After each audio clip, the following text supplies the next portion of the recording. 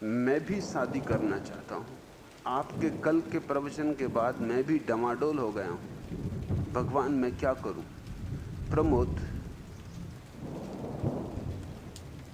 भारतीय होके इतने जल्दी डमाडोल होते हो? शर्म नहीं आती?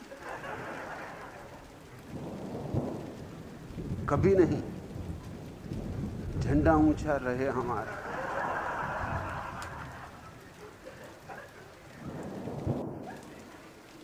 कुछ भी हो जाए, अपनी बात पर जमे रहो। ऐसी बातें तो लोग कहते ही रहते हैं, सुनते ही क्यों हो? बहरे बन के बैठो, और जब ऐसी खतरनाक बातें कही जाएं, कान में उंगलियां डाल लो। डमाडोल, ये तो लक्षण नहीं। ये तो सनातन धर्मियों का लक्षण है ही नहीं। हम डमाडोल तो हुए ही नहीं सदियों से। हम तो जहां बैठे वहीं बैठे। हम इंच भर नहीं सरकते, दुनिया सरक जाए, दुनिया कहीं चली जाए, हमें फिक्र नहीं। हमने तो जो पकड़ लिया सो पकड़ लिया। हम कोई धोखेबाज नहीं, दगाबाज नहीं, हम कोई बेईमान नहीं। अरे एक दफा जो पकड़ा सो पकड़ा। फिर लाख बुद्धि कहे कि गलत है, हम बुद्धि की कभी नहीं सुनेंगे। विवेक कुछ भी कहे, विवेक को अनसुना करो। ऐसा महान कार्य करने जा रहे हो, विवाह करने, और विवेक की सुनोगे तो मुश्किल में पड़ जाओ। विवेक इत्यादि तो विवाह के बाद।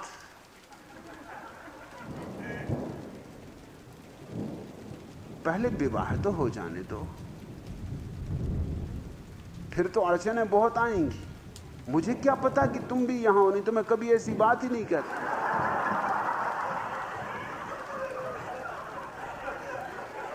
अब मुझसे जो भूल हो गई माफ करो। ऐसे भी बहुत अड़चनें आती हैं, और ये अड़चन आ गई। शुभ कार्य में 1000 बाधाएं पड़ती। नसरुद्दीन का एक धनपति की लड़की से प्रेम चल रहा था। दोनों समय निकाल कर एक दूसरे को मिला करते थे। नसरुद्दीन उसके सामने अनेकों बार विवाह का प्रस्ताव रख चुका था, मगर वह हर बार टाल जाती थी। एक दिन उसने बड़े ही घबराए स्वर में नसरुद्दीन से कहा कि जानते हो नसरुद्दीन, कल पापा का दिवाला निकल गया। नसरुद्दीन बोला, मैं पहले ही जानता था कि वह बुढ़ा, वह खूसट हमारे विवाह में कोई ना कोई अड़चन अवश्य खड़ी करेगा। अड़चनें तो आ सकती हैं 1000, अड़चनों की कोई कमी है?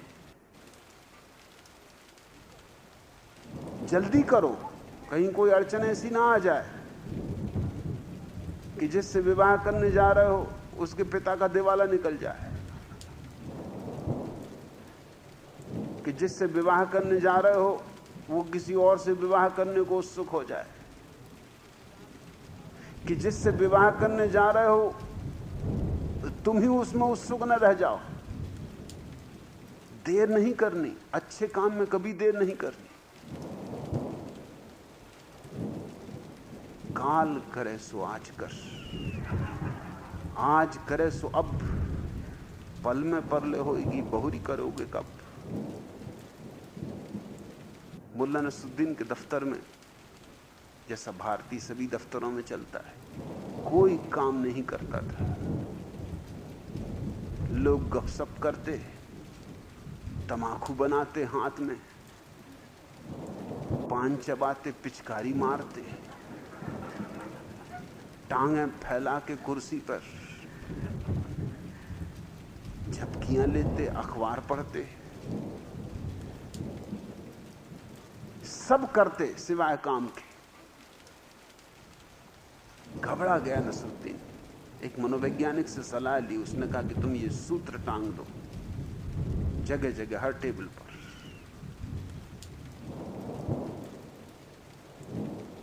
इससे उनको बोध आएगा। सो नसरुद्दीन ने ये दोहा जगह जगह टांग दिया, सुंदर अक्षरों में लिखवा कर। हर टेबल पर आगे पीछे कहीं से भी नजर जाए तो दिखाई पड़ता रहे।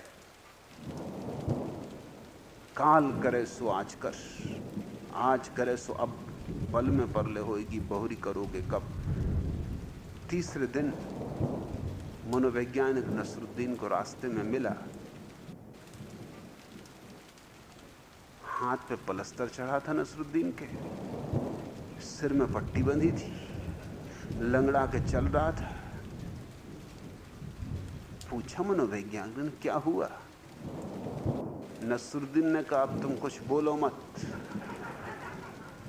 अब जो हुआ सो हुआ।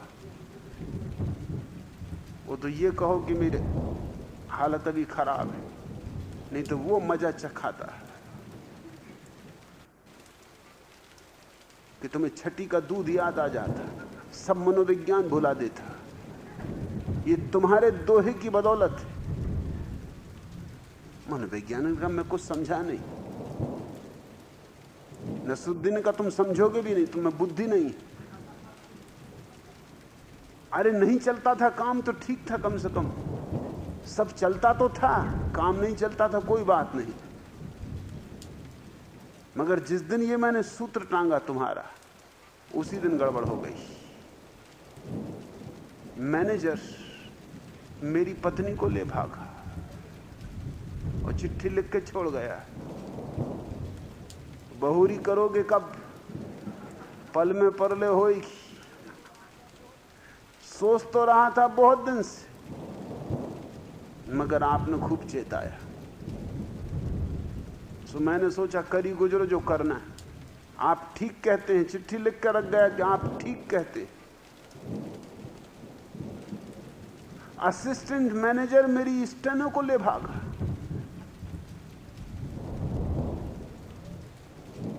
कैशियर साफ कर दिया पूरी तिजोरी, और तिजोरी पे तख्ती लटका गया, वही तख्ती जो मैंने लटकाई थी उसके दफ्तर में।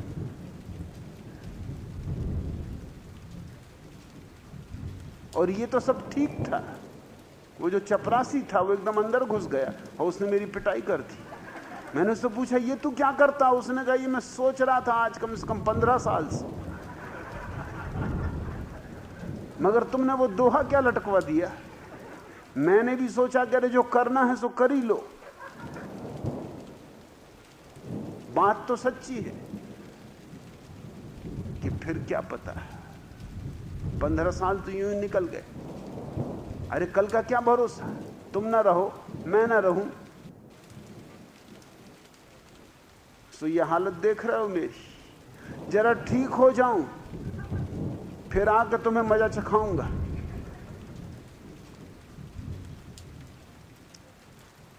मुझे पता नहीं था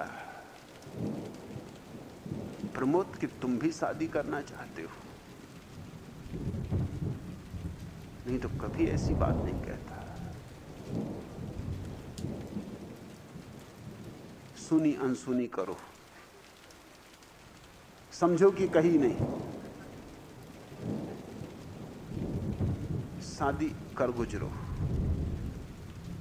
शादी में एकदम खराबियां ही खराबियां नहीं, बड़े लाभ भी। शादी ना हो तो संसार में वैराग्य पैदा ही ना हो।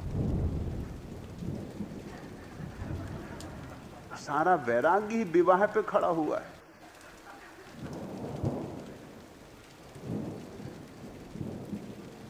ये तो विवाह का उपद्रव ही है जो आदमी को वैरागी बनाता है।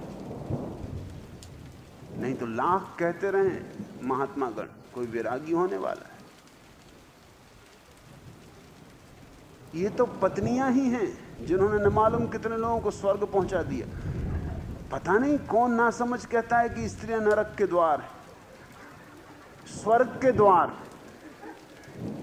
उसमें तरमीम कर लो, सुधार कर लो। हाँ, पत्नी जरा ढंग की चुनना, ऐसी चुनना कि बस आवागमन से छुटकारा हो जाए।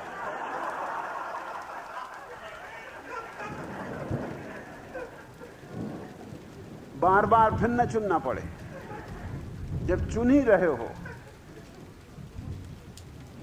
आखिर बहुत सोच विचार के बाद चंदूलाल ने एक धनी विधवा से शादी कर ही ली।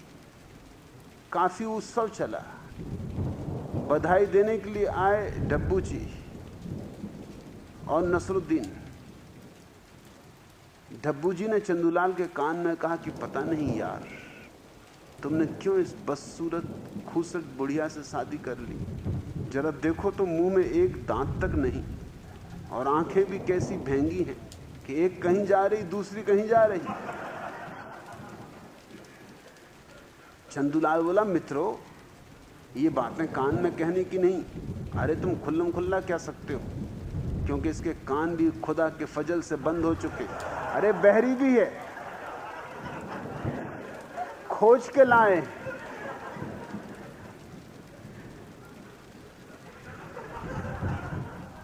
प्रमोद खोजो ही तो फिर ठीक से ही खोज लेना, कि बस इस जीवन के बाद फिर दोबारा खोजने की जरूरत न रहे। ऐसा अनुभव हो जाए कि लाख तुम उपाय करो तो भी माया मोह मिटा के रहे। लाभ है, एकदम हानियां ही हानियां नहीं है।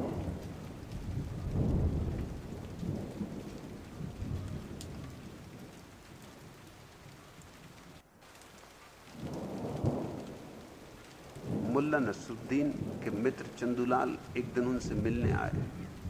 नसरुद्दीन ने जब चंदूलाल को देखा तो एकदम प्रसन्नता से भर और दौड़ गले लिपट गए चंदूलाल से और उन्हें गोद में उठा के नाचने लगे। चंदूलाल की उन्होंने बड़ी आवभगत की। पत्नी तो ये देख के बहुत जल भुन गई। जब चंदूलाल चले गए तो गुलजान क्रोध से बोली कि सुनो जी, शर्म नहीं आती तुम्हें? अपने मित्रों के आने पर तो तुम खुशी से पागल हो जाते हो, उन्हें गोद में उठा लेते हो और नाचने लगते हो, लेकिन मेरी सहेलियां जब जब आती हैं तो तुम ऐसा दिखलाते हो कि जैसे तुम्हें उनके आने से कोई खुशी ही ना हुई हो। नसरुद्दीन बोला, अरे ना समझ, प्रसन्नता तो उस समय भी मुझे बहुत होती है। चाहता हूं कि दौड़ के उन्हें गोद में उठा दूं और उठा के नाचने लगूं, आलिंगन में भर लूं। ख्याल आता है कि सब प्रसन्नता का सत्यानाश हो जाता है।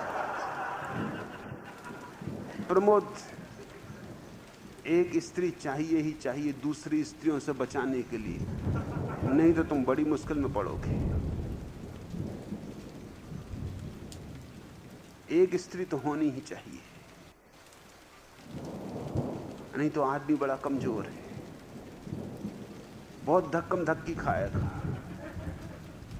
एक रक्षक चाहिए ही। हालांकि पतियों को ख्याल यही होता है कि वो रक्षक है।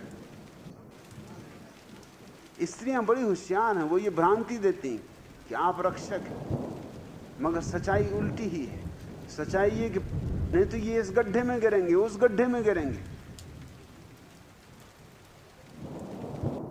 ये जगह जगह गिरेंगे, हाथ पैर तोड़ के आएंगे, रोज इनकी हालत खराब होती चली जाएगी।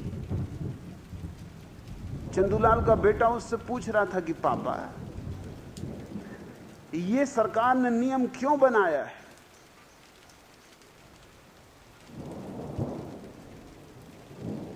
कि पुरुष एक ही स्त्री से विवाह कर सकता है? चंदूलाल ने कहा, बेटा,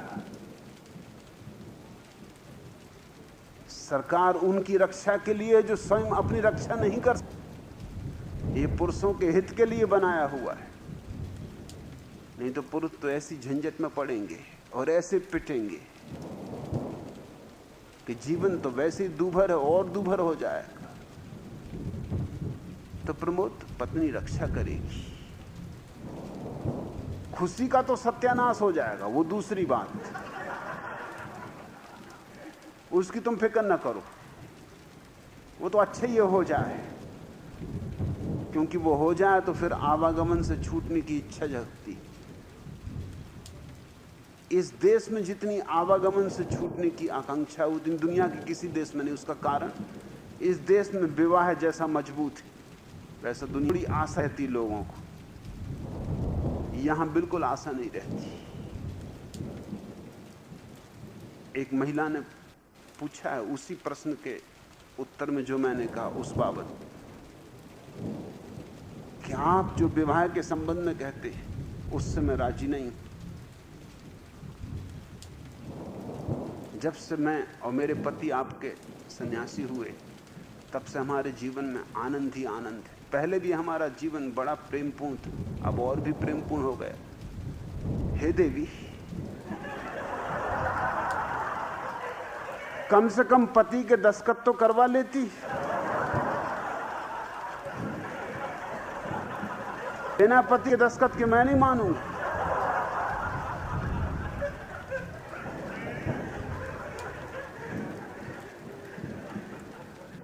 पतिदेव क्यों चुप है? वो भी तो बोले।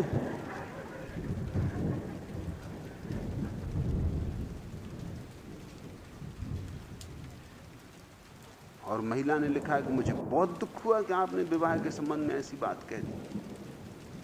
अगर सच में ही जीवन इतना प्रेमपूर्ण है और इतना आनंदपूर्ण है तो इतनी चोट खाने की बात नहीं। कहीं कुछ गड़बड़ होगी, कहीं कोई घाव होगा जो छू गया होगा, कहीं कुछ भरा होगा, नहीं तो बात चुभती नहीं। चुभने की कोई जरूरत नहीं। मैं कुछ प्रेम के विरोध में नहीं हूं। मैं तो सिर्फ इस बात का तुम्हें इशारा देना चाहता हूं कि जीवन में जितने कम बंधन हो उतना अच्छा। प्रेम करो, जी भर के करो, मगर बंधन क्यों बांधने? बंधन से इतना आग्रह क्यों है? क्या तुम्हें प्रेम पे भरोसा नहीं है? प्रेम पे भरोसा है ही नहीं। प्रेम पर किसी को भरोसा नहीं, इसलिए हमें कानून की जरूरत पड़ती। अगर प्रेम पे भरोसा हो तो कानून की कोई जरूरत नहीं, प्रेम पर्याप्त होगा, विवाह अनावश्यक हो जाएगा। विवाह इसलिए आवश्यक है कि प्रेम तो संदिग्ध है मामला, कितनी देर टिकेगा। फिर कानून आएगा, अदालत रहेगी, पुलिस वाला रहेगा, मजिस्ट्रेट रहेगा, समाज, प्रतिष्ठा, ये सब रोकेंगे। अगर प्रेम पर सच में भरोसा हो तो विवाह बिल्कुल अनावश्यक। लेकिन प्रेम है कहां? और प्रेम इस देश में तो हो कैसे सकता है? यहां तो नियोजित विवाह हो रहे हैं। अब ये प्रमोद कह रहे हैं कि मैं विवाह करना चाहता हूं। तुम विवाह करना चाहते हो कि तुम्हारे माता पिता विवाह करना चाहते? और वो तो कर ही चुके विवाह, अब उनको क्या परेशानी? तुम विवाह करना चाहते हो कि दो पंडित जन्म कुंडली बिठाने को बैठे हुए कि वो जन्म कुंडली मिला के रहेंगे तुम्हारी, कि जब तक जन्म कुंडली ना मिलवाओगे तब तक उनको चैन न पड़ेगा। और जिनसे तुम जन्म कुंडली मिलवाने जाते हो उनकी हालत तो देखो, कैसे राग छिड़े। वो अपनी नहीं मिला पाए, वो तुम्हारी मिला रहे हैं। इस देश में सब जन्म कुंडलियां मिलकर विवाह होते, और फिर कैसा तुमुलनाद छिड़ता है। कहीं कुंडलियां मिलाने से कोई विवाह बनते, कहीं पंडितों से, ज्योतिषियों से, माँ बाप से निर्णय होने वाला है। हाँ, तुम्हारा किसी से प्रेम हो, तुम्हारी प्रीति हो तो ठीक, मैं प्रेम का पक्षपाती हूं। मैं इतना प्रेम का पक्षपाती हूं इसलिए मैं कहता हूं कि विवाह की इतनी आतुरता क्या, इतनी जल्दी क्या? क्या तुम्हें डर है कि अगर 2-4 दिन विवाह नहीं किया तो फिर ऐसा ना हो कि प्रेम खिसक जाए? अगर ऐसा डर है तो रुको, क्योंकि 2-4 दिन बाद चाहे विवाह करो या ना करो वो खिसक ही जाएगा। और एक दफे विवाह कर लिया और फिर खिसक गया, तब क्या करोगे? तब बहुत मुश्किल में पड़ जाओगे, तब बहुत असुविधा अनुभव करोगे, तब फांसी लग जाएगी।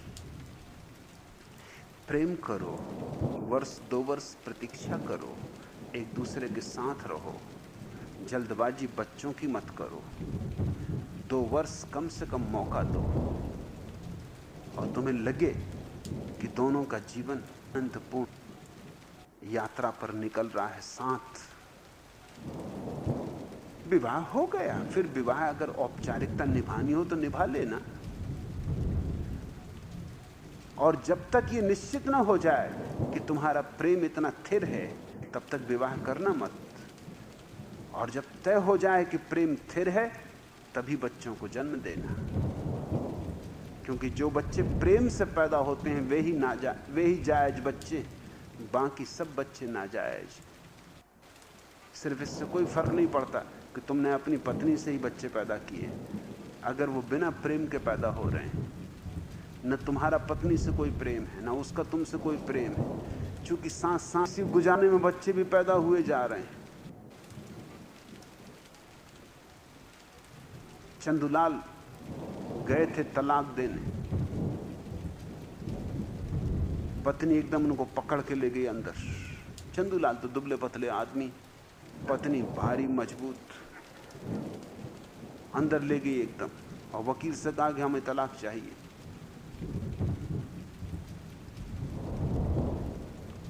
सब बंटवारा हुआ जाता था, लेकिन झंझट एक आ गई कि 3 बच्चे थे। तो वकील ने कहा 3 बच्चे, इनका बंटवारा कैसे हो?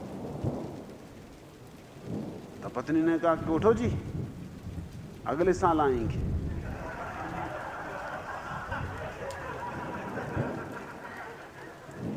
जब 4 बच्चे हो जाएंगे तब बंटवारा कर लेंगे। वकील भी चौंका, उसने कहा कि तरकीब तो बड़ी गजब की निकाली, मगर ये बच्चा किस तरह का होगा जो कि तलाक के लिए पैदा किया जा रहा है? ये बच्चा किस तरह का होगा? पत्नी ने कहा तुम बातें फिजूल की मत करो, तुम्हें अपने कानून से मतलब, मुझे अपनी जिंदगी से मतलब। इस चंदूलाल का भरोसा ही किसको है? इसके भरोसे बैठती तो 3 भी नहीं होते।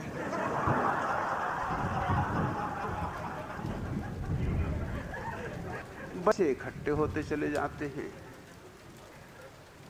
फिर जाल फैलता चला जाता है, फिर उनकी व्यवस्था करनी है, फिर उनकी शिक्षा देनी, फिर तुम उलझते चले जाते हो। प्रमोद, विवाह करना, पहले प्रेम तो करो, पहले बीज तो बो, फिर फसल काटना। एकदम फसल ही काटने लगे, कहते हम तो फसल काटेंगे। फसल क्या काटोगे? कागजी फूल खरीद लाओगे बाजार से, प्लास्टिक के फूल खरीद लाओगे। असली गुलाब चाहिए तो फिर मेहनत करनी होगी। प्रेम तपस्या है, प्रेम साधना है, और प्रेम से जो फूल निकली सुंदर है। प्रेम से अगर विवाह भी निकले तो सुंदर है। मैं विवाह के विपरीत नहीं हूं, मैं उस विवाह के विपरीत हूं जो ये मान के चलता है कि विवाह से प्रेम निकलेगा। ऐसा ना कभी हुआ है, ना हो सकता है। हाँ, कभी संयोग वसात, जैसे कोई अंधेरे में तीर मारता रहे, 1000 तीर चलाए और एक आध लग जाए निशाने पर, लग जाए तो तीर, नहीं तो तुक्का, वो बात अलग। ऐसे कभी कभी तुक्के लग जाते हैं और तीर हो जाते, मगर पृथ्वी प्रेम से शून्य है। मैं चाहता हूं पृथ्वी प्रेम से पूर्ण हो। मैं नहीं चाहता कि तुम परमात्मा को जीवन से ऊब के उत्सव से मांगो। मैं चाहता हूं तुम जीवन के आनंद से भर के परमात्मा को पुकारो, उसे धन्यवाद दे के पुकारो। तुम पुकारो इसलिए कि तूने इतना दिया मुझे, अनुग्रह से, आनंद से, महोत्सव से, अहोभाव से। मैं वैराग्य के पक्षपात में नहीं हूं। मैं तो चाहता हूं कि तुम परमात्मा को जीवन की ये इतनी महान भेंट जो उसने तुम्हें दी है, इसका रस पीकर, इसका मधुरस पीकर, इसकी मदिरा में मस्त होकर पुकारो, तब तुम्हारे जीवन में एक और ही तरह के धर्म का जन्म होगा। मैं अपने सन्यासी को उसी तरह का जीवन देना चाहता हूं, विराम, उत्सव का, त्याग का नहीं, धन्यता का। परमात्मा अगर धन्यवाद का अंग हो तो ही सच। परमात्मा अगर विराग से आ रहा है, उदासी से आ रहा है, उदासीनता से आ रहा है, तो झूठ है। वो केवल तुम्हारा हारापन है, थकापन है। वह वास्तविक धर्म नहीं।